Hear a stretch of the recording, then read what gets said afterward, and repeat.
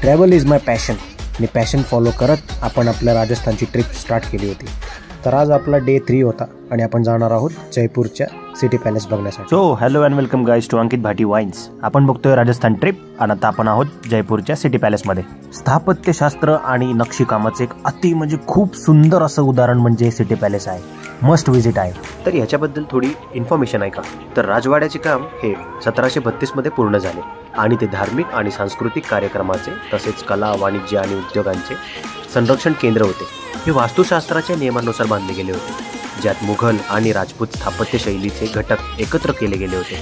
आता त्यात महाराजा सवाई मानसिंग द्वितीय संग्रहालय आहे आणि ते जयपूर राजघराण्याचे निवासस्थान आहे आणि या राजघराण्याकडे सुमारे 500 वैयक्तिक नोकर आहेत. राजवाड्याच्या संकुलात अनेक इमारती, विविध अंगण, गॅलरी, रेस्टॉरंट्स आणि संग्रहालय ट्रस्टची कार्यालय आहेत. आणि हे दिवाने खास म्हणजे स्पेशल लोकांसाठी एक खाजगी जागा. त्या काळाच्या लोकांसाठी विविध प्रकारचे चित्रकला ज्या राजाने स्वतःच्या हाताने बनवलेल्या आहेत, काही कागदांवर तर काही कापडांवर. आणि ह्याच्यामध्ये जे कलर्स वापरले गेले आहेत हे सर्व नॅचरल कलर्स आहेत, जे भाज्यांपासून, फळांपासून, पानांपासून बनवले गेले आहेत. And that is total gold work. एक पेपर कसा बनवला जातो त्याची पूर्ण प्रोसेस इकडे सांगितलेली आहे आणि त्या काळाचे पेंट्स, ब्रश काय ते यूज करायचे ते पण दाखवले गेले आहे. त्याच्यामध्ये खडू, बोरू आणि असं अजून डिफरंट काइंड्स ऑफ थिंग्स आहेत. आणि या सर्व रंग बनवण्यासाठी वापरल्या जाणाऱ्या सामग्री ज्यातून विविध प्रकारचे रंग बनवले जायचे. And that was not harmful. Total natural colours आहेत.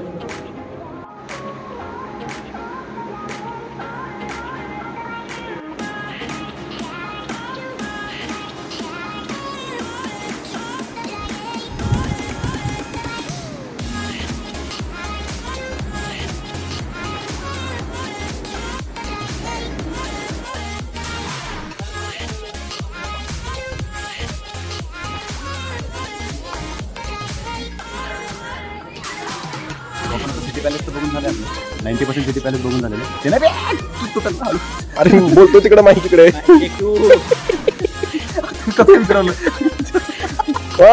माझं जीवर खाली झालं. टेक 32.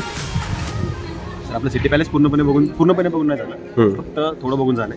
तर आपण त्यामध्ये आर्ट गॅलरी बघितली, त्याच्यानंतर आपण एक हवा महल बघितला, त्याच्यानंतर आता हवा महल नाही, एक समोरचा हा एक मुबारक निवास बघितला. सो आता आपण जाणार आहोत चला काय the palace of illusion. Palace of illusion कडे. तर ते बघू आपण कसं आहे. There is a story behind it. The palace of illusion. So we can go and now we can see now the palace of illusion. So he was the one who went to England with the silver jars. Madhav Singh ji, who went to England with the silver jars. Oh yeah. And before him, he was the king of Jaipur, who basically painted the Taj Mahal.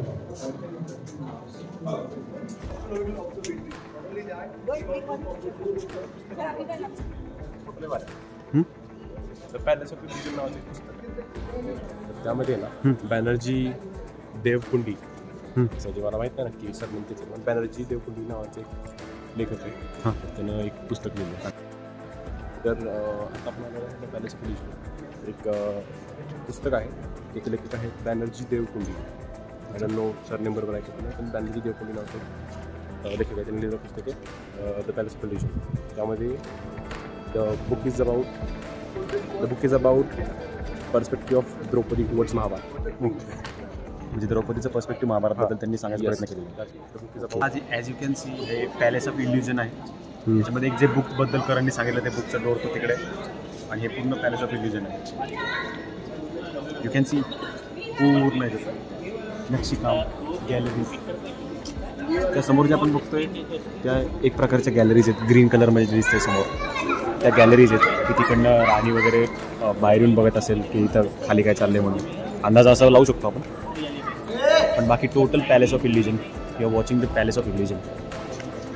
आपल्याला आज जाऊन देत नाही दरवाजा बंद. या दरवाज्यातनं पुढं वर जायचं होतं, पण तिकडनं जाऊ देत नाही.